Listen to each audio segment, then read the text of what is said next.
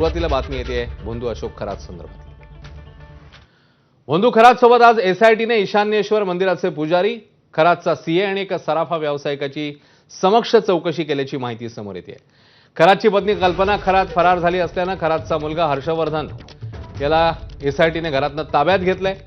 तर भोंदू खरातला उद्या पुन्हा एकदा कोर्टात हजर केलं जाणार असतानाच एसआयटीकडून खरातचा सीए, ईशान्येश्वर मंदिराचा पुजारी आणि एका सराफ व्यावसायिकाची कसून चौकशी केली गेल्याची माहिती समोर येते। तर भोंदू खरातची उद्या कोठडी संपते आणि एसआयटीने आज खरात प्रकरणी सबळ पुरावे गोळा करण्यासाठी मोठ्या कारवाया केल्याचं पाहायला मिळतंय। तिकडे व्यापाऱ्याची फसवणूक प्रकरणी खरातची चौकशी झाली आहे, तर ईशान्येश्वर मंदिरात कोणते कारनामे सुरू होते याची चौकशी आणि आर्थिक व्यवहार सांभाळणारा सीए याची देखील एसआयटीकडून चौकशी करण्यात येते।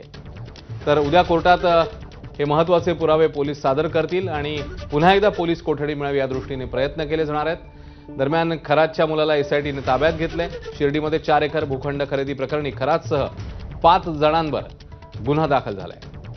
तर आजची चौकशीमधली महत्त्वाची अपडेट आणि आता उद्या खरातची कोठडी संपते आहे, त्यामुळे त्याला कोर्टात हजर केलं जाईल आणि कोठडी आणखी वाढवण्याच्या दृष्टीने मागणी करण्यात येईल। शुभम बोडके आपल्या सोबत आहेत अधिक अपडेट द्यायला। शुभम, आजची चौकशी उद्या कोर्टात जेव्हा हजर केलं जाईल त्या दृष्टीने किती महत्त्वाची होती, कोणते महत्त्वाचे धागेदोरे समोर आलेत आज? शुभम, नक्कीच अश्विन, आपण बघतोय खरं तर अशोक खरातची आज जी आहे ती एसआयटीची चौकशी तब्बल 11 तास चाललेली आहे आणि या चौकशीमध्ये जर बघितलं तर आज पुन्हा एसआयटीने ईशान्येश्वर मंदिराचे पुजारी अशोक खरात याचा सीए आणि एका सराफ व्यावसायिकाची देखील अशोक खरात समवेत समक्ष चौकशी केल्याची माहिती जी आहे ती आपल्याला मिळालेली आहे। एकूण जर बघितलं तर या भोंदू अशोक खरातच्या पत्नीवर देखील गुन्हा दाखल झालेला आहे। या कल्पना खरात हिला अटक करत असताना त्या ठिकाणी ती मिळून आली नाही, फरार या कल्पना खरात झालेल्या असल्याची माहिती एसआयटीला मिळाल्यानंतर अशोक खरातचा जो मुलगा आहे हर्षवर्धन खरात याला खरं तर एसआयटीने ताब्यात घेतलेला आहे। उद्या ज्यावेळी अशोक खरातला कोर्टामध्ये दाखल केलं जाईल यावेळी काही महत्त्वाचे जे पुरावे आहे ते खरं तर उद्या कोर्टामध्ये एसआयटीच्या माध्यमातून त्या ठिकाणी सादर केले जाणार आहे। ईशान्येश्वर मंदिराच्या पुजाऱ्याकडनं जे महत्त्वाचे काही पुरावे हाती लागलेले आहेत ते देखील उद्या कोर्टात मांडले जाईल। सोबत काही आर्थिक व्यवहार झालेले होते, काही लोकांचे जे आर्थिक संबंध होते यासाठी सीएकडनं एक वेगळी त्या ठिकाणी चौकशी झालेली आहे ते पुरावे आणि सोबत ज्या पद्धतीनं बघितलं काही महिलांचे लैंगिक शोषण केल्यासोबत काही व्यापाऱ्यांना देखील या भोंदू अशोक खरातने गंडवलेलं आहे आणि या अशोक खरातने ज्या ज्या व्यापाऱ्यांना गंडवलेलं आहे त्यांना काही त्या पद्धतीचे खडे दिलेले होते, सोन्याच्या अंगठ्या दिलेल्या होत्या, त्या कुणाकडनं घेतल्या जात होत्या याचा तपास करता एसआयटीने केलेला होता आणि त्यासोबत एका सराफ व्यावसायिकाची देखील चौकशी झाल्याची माहिती आपल्याला मिळाली आहे। अश्विन, धन्यवाद शुभम, या माहितीबद्दल। बातमीचे अपडेट्स घेतच राहू। तर भोंदू खरात आणि त्याचे डोकं चक्रावणारे कारनामे सातत्याने समोर येत असतानाच आता खरातचा नवा धक्कादायक बनाव समोर आलाय। खरात स्पॉट व्हिजिटच्या नावाखाली मोठ्या प्रमाणात पैसे उकळत असल्याचं उघड झालंय।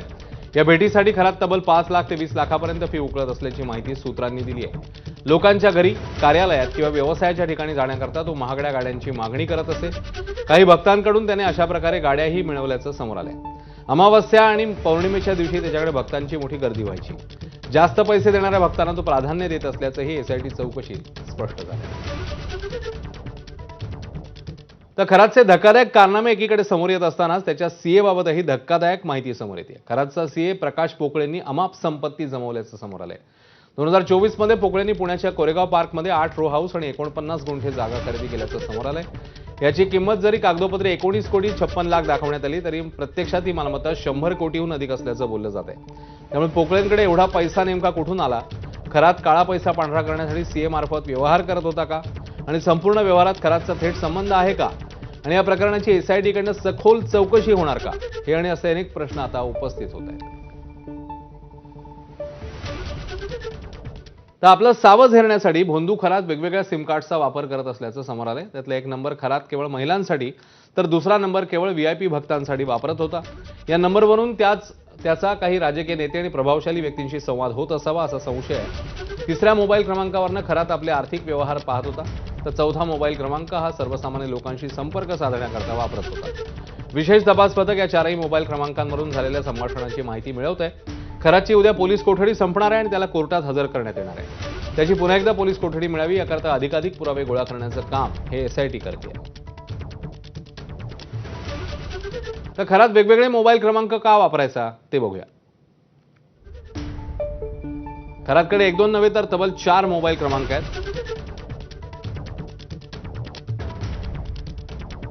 एक क्रमांक केवळ व्हीआयपी व्यक्तींशी संपर्क साधण्यासाठी, तर दुसरा काही राजकीय नेते आणि प्रभावशाली व्यक्तींशी